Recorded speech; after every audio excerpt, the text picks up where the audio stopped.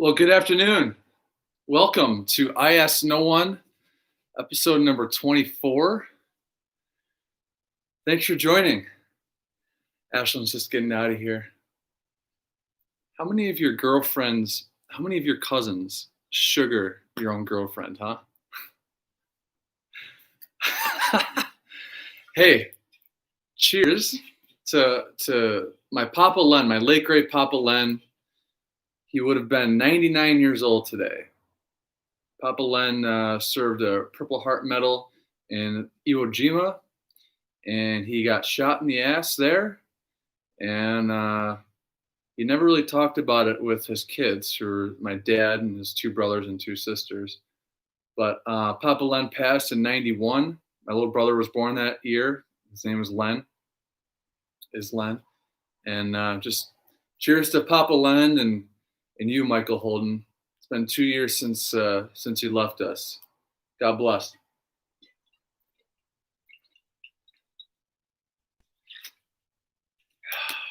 It's been 2 weeks since I had this guy. Well, right on. A few things to celebrate today. So today in music, let's see. Tommy Lee. Tommy Lee is 58 years old. Tommy Lee of Mötley Crüe. So much to be said about that guy. Ryan, my twin brother, he surprised me with a little cameo when I visited him in Helsinki, Finland. This past February and March. I actually got back into the States on March the 9th, so I just made it back in time. But we started in Helsinki, Finland. We saw Till Lindemann, the Rammstein lead singer, was doing a solo show at their ice arena there, which, by the way, me and Ryan were really short compared to everyone else there at 6'1".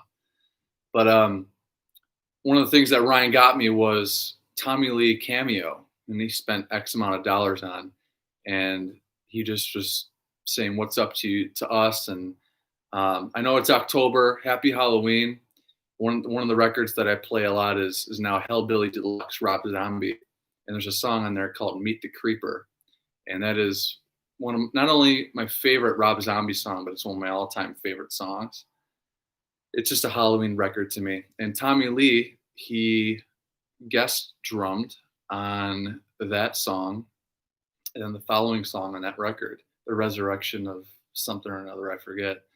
But Tommy Lee, he finished off his message with a little Meet the Creeper. Do it. Mike Lane, you know what's going on with that. But happy birthday, Tommy Lee. I could have an entire week of episodes about, that kind of music, the glam rock and all that kind of stuff. But Gwen Stefani is 57. Gwen Stefani, I saw No Doubt open for Metallica the night before they played in Las Vegas in 2015. Of course, when I was working at Wolfgang Puck, I had a lot of run-ins with her late husband, Gavin Rossdale. Gavin Rossdale, hello, Kevin, from a band called Bush. Really nice guy. One of the more well-dressed guys I've ever met at that hotel. But it was just after they got divorced where I was taking care of him, and he'd be bringing in the occasional new lady. But he'd be having some of his kids there, and that's my Gwen Stefani thing. I think the only No Doubt I have on my iPod is Don't Speak, and then there's that Hella Good Song or something like that. Anyway, Kevin Richardson of Backstreet Boys. He is 49 years old. My first concert ever, very proud of this, was Backstreet Boys in May of 98. And my name's Kevin. His name is Kevin, so he's been my favorite Backstreet Boy ever since. Diehard fan here. I remember we had a block party around the time that we saw them, and we were doing a little karaoke thing. And in fact, the first song I ever karaoke, now that I think about it, was I Want It That Way. And I would do Kevin Richardson's parts just because I'm Kevin. And there'd be AJ Sterniolo and Ryan, and we rocked that out. So last thing that happened today in music, to wrap things up here, is a band called The Cars. Do you know The Cars? The lead singer, Benjamin Orr, he passed away in the year 2000 on this day, October the 3rd, 20 years ago today. He was 53 years old.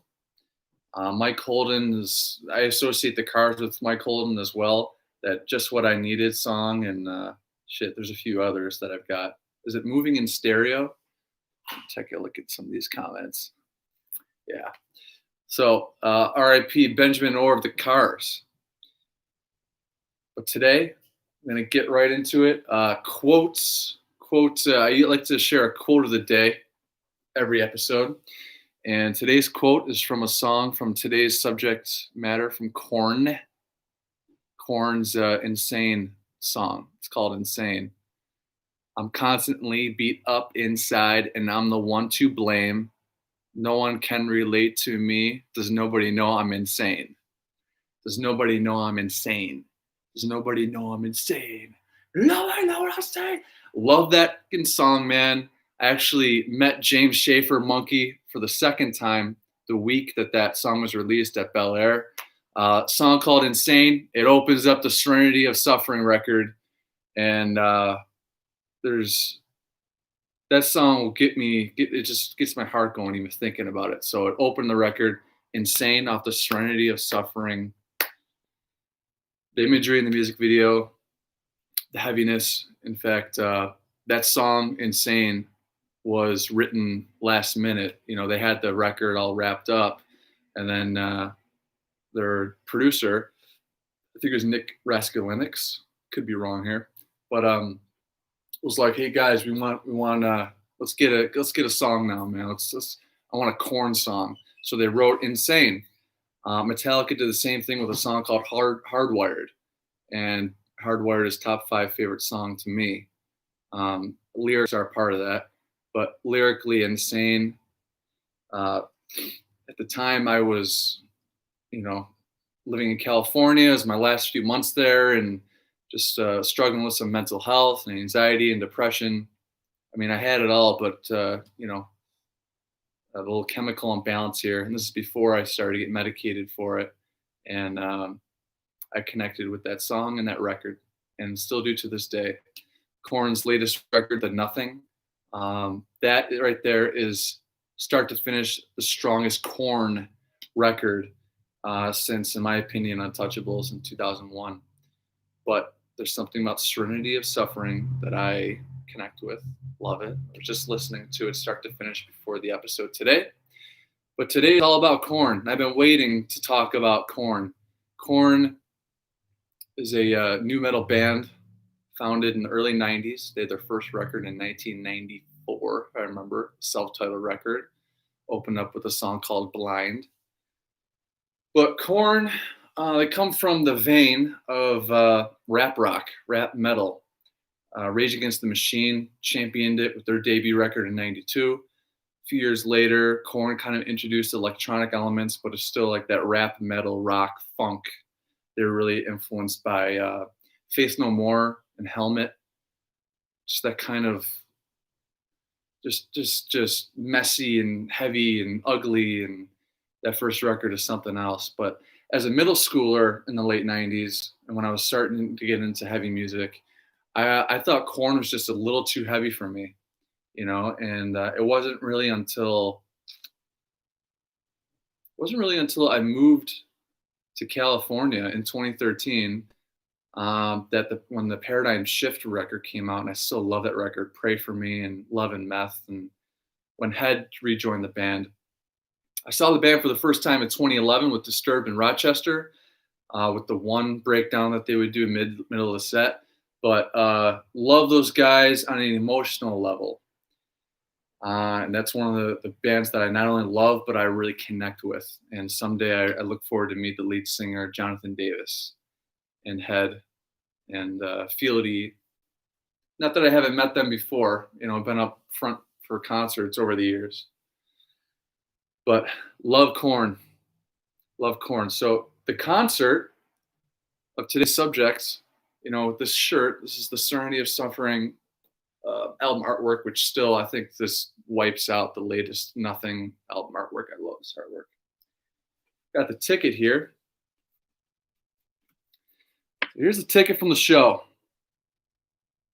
And I was with a friend of mine, Mike Lane. Mike Lane is a frontman, drummer, singer of a death metal pioneers out of San Pedro, California, called Detriment. And I'll include a link to their page. You got to check them out if you're into heavy music. That death metal, it's not just start to finish one block. It's just it goes up and down. It's really it's smart death metal, I would say. But this ticket was given to me from my buddy, one of my best buddies, Michael Atlas Lane. And the way we would roll in Los Angeles, the way I got into this show to begin with, because it was a Sirius subscriber, a Sirius XM subscriber only event, invite only, I like to say. And we would pull up to these venues, and Mike Lane, he doesn't purchase tickets to shows. He shows up at the venue, he goes out front, he kind of goes from person to person, and he finds a way to get these tickets, these crazy ass experiences. And this is definitely one of them. And when I think of the month of October, which I love Christmas, it's number one, Christmas, number one. Halloween is just like right there, number two. Like Black Album, Ride the Lightning, like right there. And, you know, I stayed in the car. Mike got some CDs going, and he gave me a little packet with the CDs of his personal selections. I'm 32, Mike's 42, so he's got me by 10 years. He's got a lot of experience in the industry in Los Angeles, so he's really well connected. But when he had some CDs he gave me just to pick from, and he's the one guy that got me into glam rock. You know, Mötley Crüe, Poison, Winger, Warrant, you know, Great White, all the above. So I picked a record called Poison's. Open Up and Say Ah, a 1987. Open Up and Say Ah, and I put that one in. I just remember enjoying that record, having a little Heineken.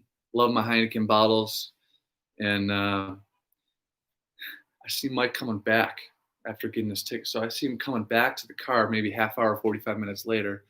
And I looked in the rearview mirror, and he was just all smiles. You know, he was just really excited to share some news with me. And I could tell him, like, all right, here we go. So I'm on the passenger seat. I look to my right, and he's like, "Who loves you, dude? Who loves you?" Or something like that. And he gave me this ticket. And this, again, invite only, album release party. Korn had their family members there, and so on. You know, got right in for grown-ups only, right? So here's the bracelet I used, or I wore at that show. It was at the Ace Hotel in downtown Los Angeles, which was very cool. Okay, so I pre-ordered okay. So with the ticket came this little thing, and you know, a code for the record, which I had already purchased. So it's a nice little keepsake. But we had some drinks, and then we went to the venue, and never been there before. Adrenaline's going because I love going to venues, old venues that I'd never been to before. One of the ones that come to mind are the State Theatre in Sydney, Australia, or the Sound Academy up in Toronto at that time. You know, I could go on, but Ace Hotel, it's still a running hotel, but it's got a venue in the first floor there. And as soon as I went in there, I could tell it was like it was special. You know, they had the big picture of the band over on the side there. You get pictures in front of, you know, you had the bar and the merch and so on. But just beyond that, you had Jose Mangan of Sirius XM. He was conducting a little interview with the band. I think a few of the members were there. I totally forget who was there, but he was going live on Sirius XM right there in the first floor of the hotel. And me and Mike, being me and Mike, he in his little red trousers, he put a water bottle full of Grey Goose. I think it was pear at that time. You know, it was a new flavor each time. It was Grey Goose pear. So water bottle full of water. And we went upstairs to the men's bathroom, and you know, we filled up some cups. We had our IPAs, and we filled up some cups of some vodka. We had a few pictures taken upstairs. And, you know, it was like the State Theatre in Sydney, or these old venues where they got the balcony up top. You kind of see the vibe from below. And I miss concerts so much. That's, you know, it's with my people and with your people too, right?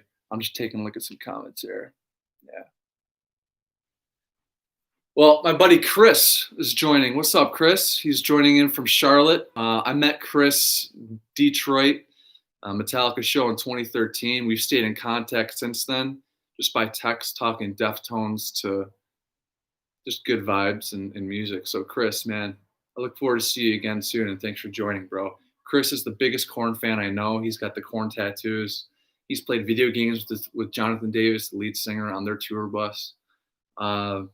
So Chris, man, maybe next time around we'll get you on the show, just me and you. It'll be fucking sick.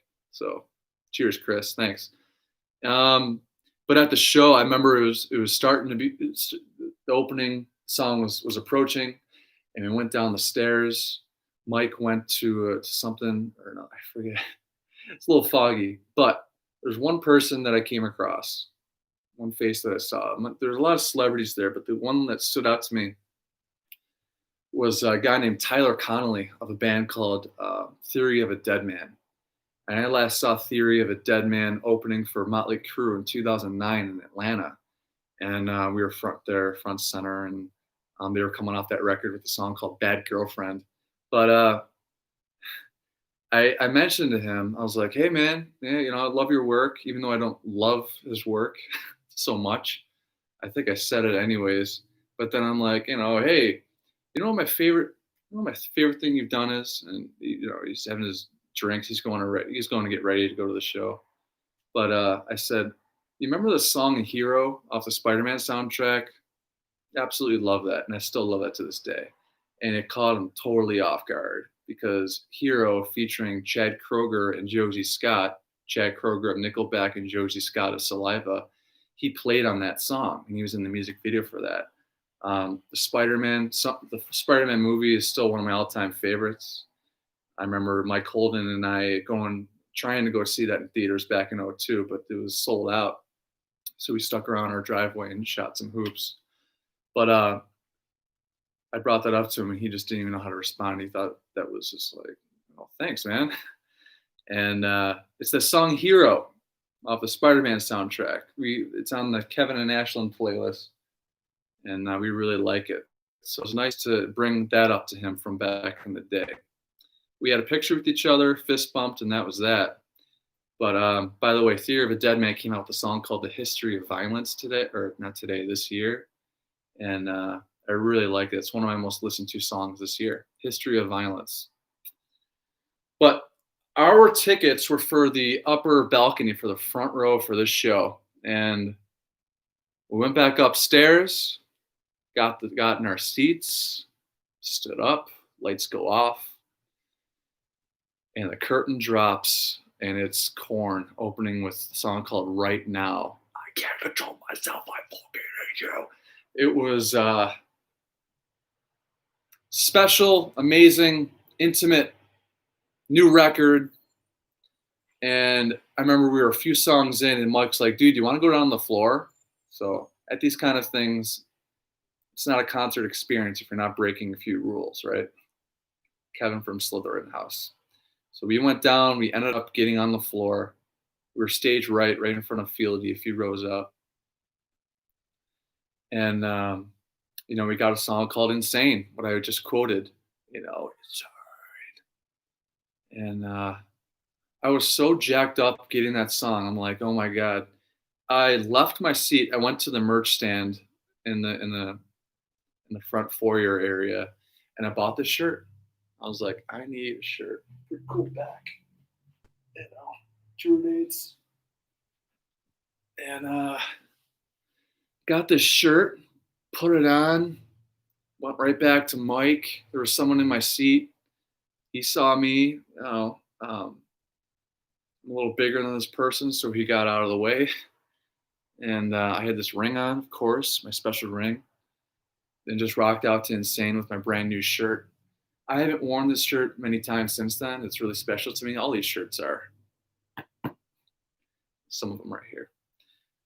So Insane was special. Rotting in Vain off the new record is a really good one too. Rotting in Vain had the actor, Jesus, what's his name? He was in Sin City. He was in a really funny movie called All About the Benjamins. Ryan, if you're around, could you help me out? Okay. Rotting in Vain, awesome song. That actor was in the music video, like a baby. And you saw him on the backdrop there. An insane song. You saw the backdrop of the entire stage was the music video. So cool. Just to pause real quick, my dad, hello, Dad. See you tomorrow for the Bills game, most likely. How did KoYan get their name? Butter Me Up. It's funny. Jonathan Davis was recently on Steve-O's Wild Ride podcast. I love Steve-O's Wild Ride. I love Joe Rogan's podcast. Maybe we get to that kind of height someday. Got some cool interviews planned for 2020 and 2021. I'm going for the long ball game here with this here. I asked no one, and thank you so much for joining. We got 5 on right now. Thank you guys. KoYan got their name. It was really sexual, and he was asked this question from Steve-O, and oh my god, dude, Chris, can you help me out there? How did KoYan get their name? It had something to do with corn being in your shit, something like that. I mean, when it came out, it's like the band name Foo Fighters. Dave Grohl, to this day, he says, it's just the stupidest name for a band, Foo Fighters. You come up with that. Band called Kiss. Band called Kiss.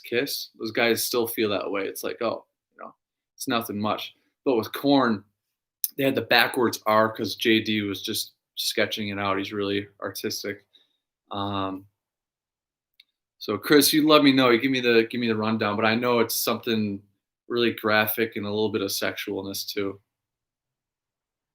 After the episode, like tonight or tomorrow, I update the description section. So description, I take a lot of pride in. I'll answer that question down there. So there you go, Dad. And back to the show, there was a song off the Serenity of Suffering, which I just listened to right now, called Take Me.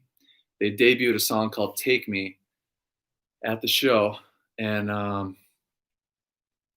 at the time, the record did not come out, actually. The record was not out yet. And we got the song. I don't remember. I didn't know the song at the time. It was the live debut. I remember liking it, though. And it had a lot of the colors in the backdrop and stuff like that, and the lights.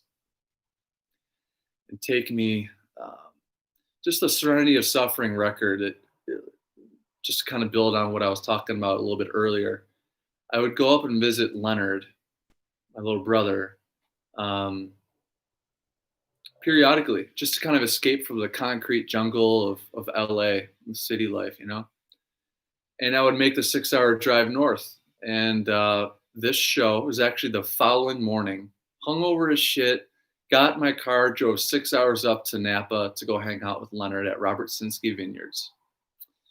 And I remember approaching the Oak Knoll Road and the Silverado Trail in my 2011 Tiguan, which was soon to be a 2017 Tiguan. But I remember listening to Serenity of Suffering just on the excitement, or some of those songs, just on the excitement of that record coming out. And, that just brings me right back to turning onto Oak Knoll and onto the Silverado Trail. So the fires that are going on there, absolutely nuts, crazy. Leonard's going through a lot out there.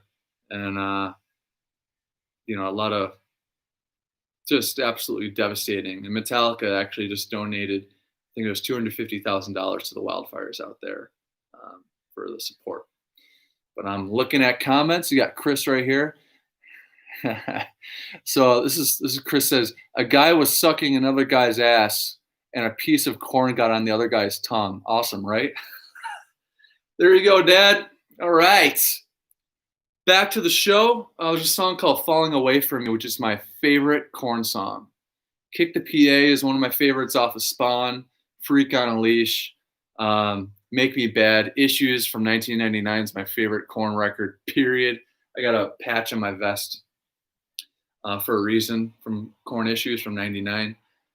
But Falling Away From Me, I remember it was a few years back, Head, one of the guitarists, he mentioned how the riff, that opening lick is actually, he wanted to create a creepiness, like a horror movie type thing. So there is a little bit of Halloween that goes on with KoYan. And to see this kind of experience which was what I think it was October 21st of 2016, was really special. And Falling Away From Me, one of my all-time favorites right there. I see some follow-up comments.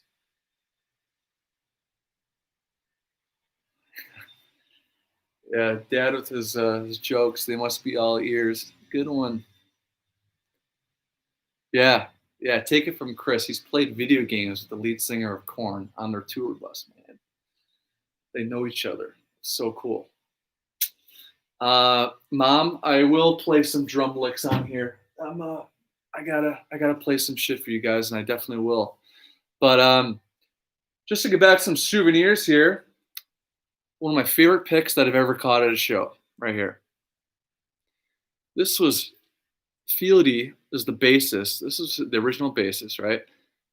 This is the pick he used. I forget what song that he used it, but this is it. And one of his side projects called the Whosoevers, I think it is.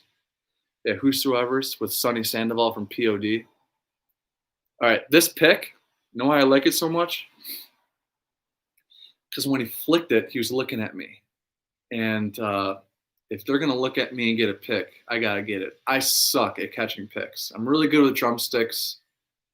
Got a good hand with drumsticks, but catching picks, I've had Aaron Lewis just take picks off his microphone while sitting, just throw me a few, and I'm just fumbling, But this one was not going to go anywhere, man. So this is the pick that I caught, and I remember he threw it out, hit some hands, went to the left, and I dove for it, man. It's not often I dive for souvenirs. I'm blessed with so much good shit from over the years, but I was going for this one. I dove for this. There's so many people that are diving for it, and I got it. I came out of here, really sweet. I think this is the only Korn pick that I have. The only Korn guitar pick that I have. So there you go. And after the show, went back to merch actually, and got some sticks. I didn't catch these, all right? But I got some pretty cool sticks here. And these are his signature sticks. And it's just really, really cool. I haven't looked at these in 4 years. Vic Firth are the sticks that I use. I love Vic Firth. R.I.P. Vic Firth. Ray Luzier is also a really good guy. And included a smiley face there. I haven't done this yet, and I asked no one. This episode does not happen without the drum head that he gave me. I'll be right back.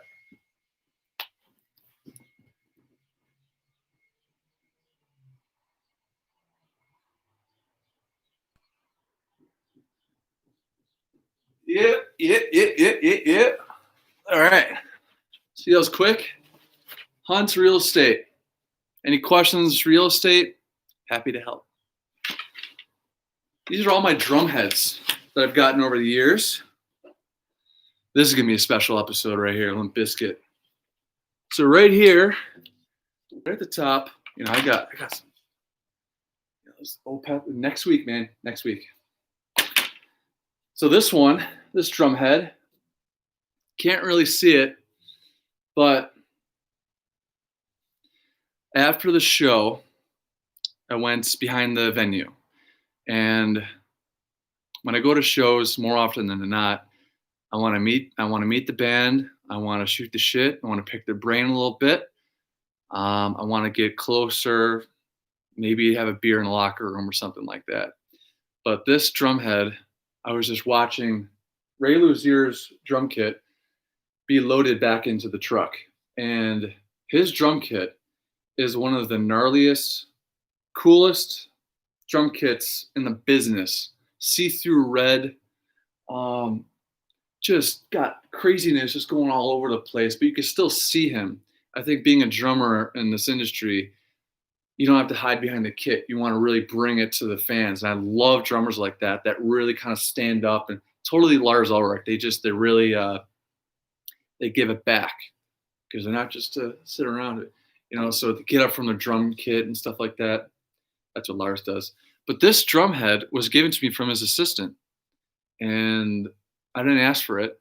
He just came up to me. He saw that I was just a fan. I had the shirt on from the day, and um, yeah, Korn 26. I haven't held this again in 4 years, so this is really sweet, man. I can't wait to put this behind glass or something someday. But after his assistant gave this to me, Ray Luzier, he saw that just happened. He was with a bunch of other fans, so he walked up to me and he said, "My assistant's a pretty cool guy, isn't he?" No, my assistant's a pretty nice guy, isn't he? And we just spoke about the show. I chatted about the new record, looking forward to it, love it, and told him I was a drummer. Just a really nice conversation with the guy. Just I love people like that. I love musicians like that who are earning, millions and traveling the world, and they could be humble enough to shoot the shit with a fan like me. And this was a really nice kind of memento from that. One of my nicer ones. I love this one. So I got the drumsticks at this, and then I also had a little poster, and I bought this at merch. I didn't get it signed by the band, but I got this. I'll show it to you.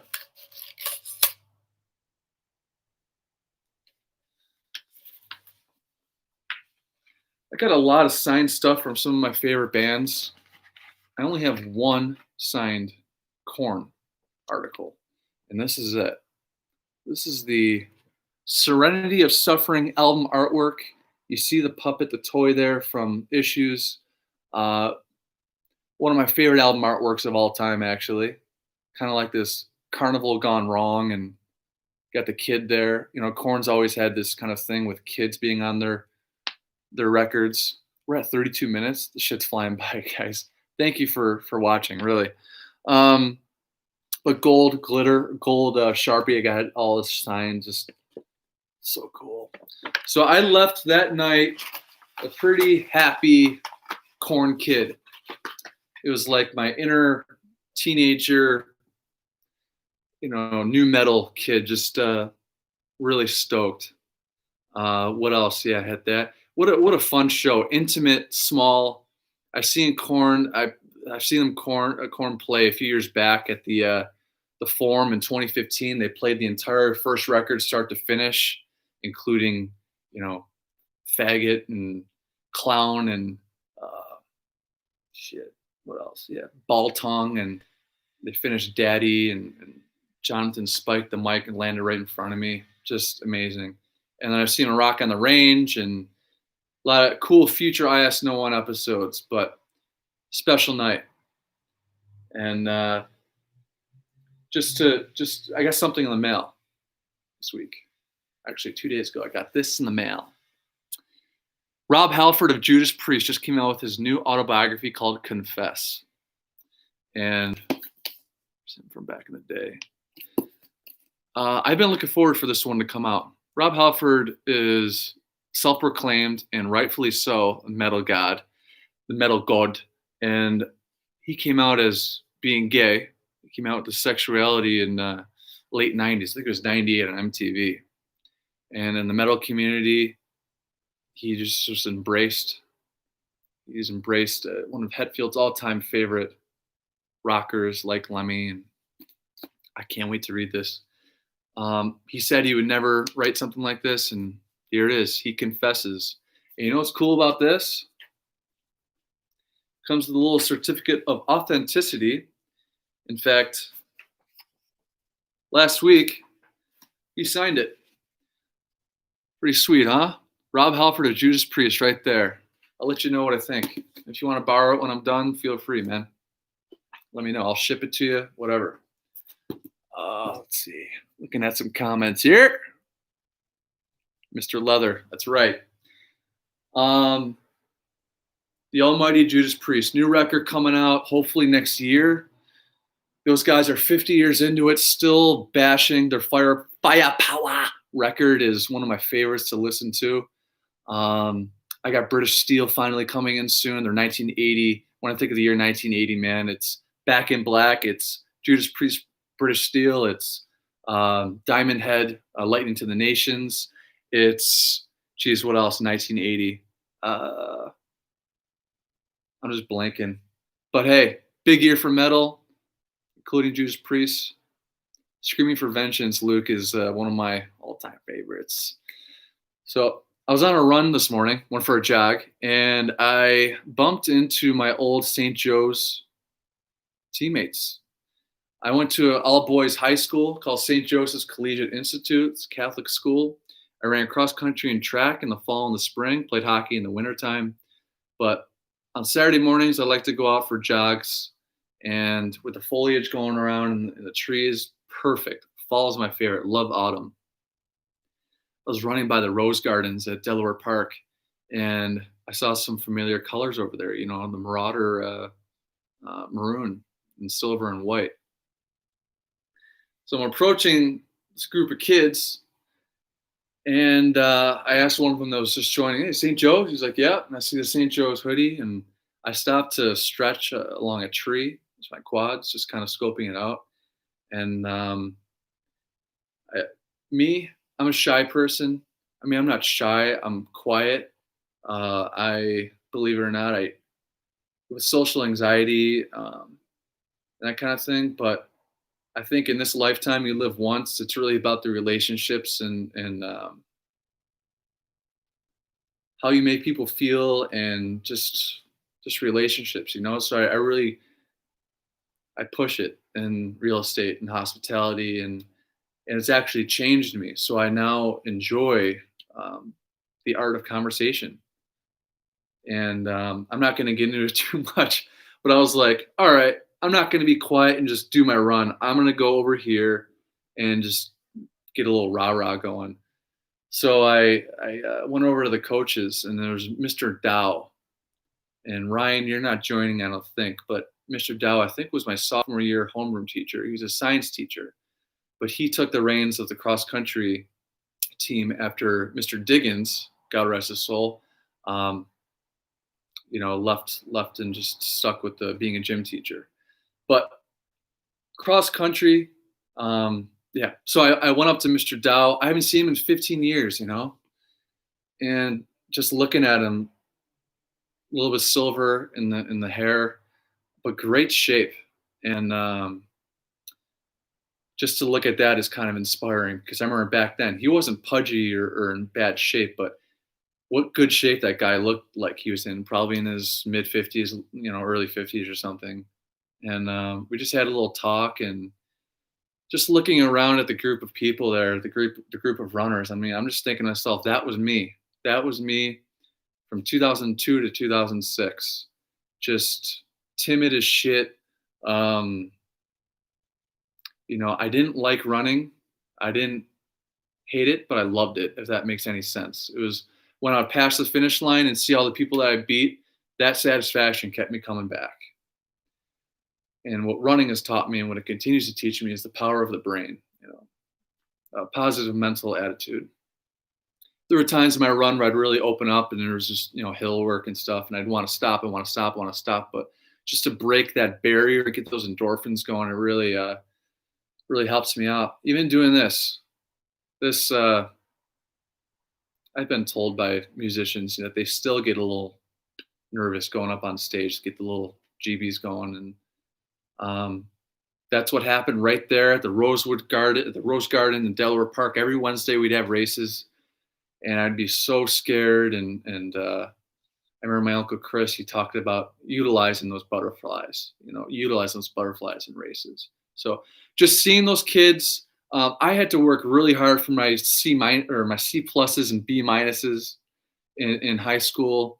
And I remember people on the cross country team, they were always like A students, really good students. They'd end up getting their CPAs or, science Olympiad presidents and so on. And I looked around those group of guys, and there's all those guys with the glasses on, and, the smart looking kids.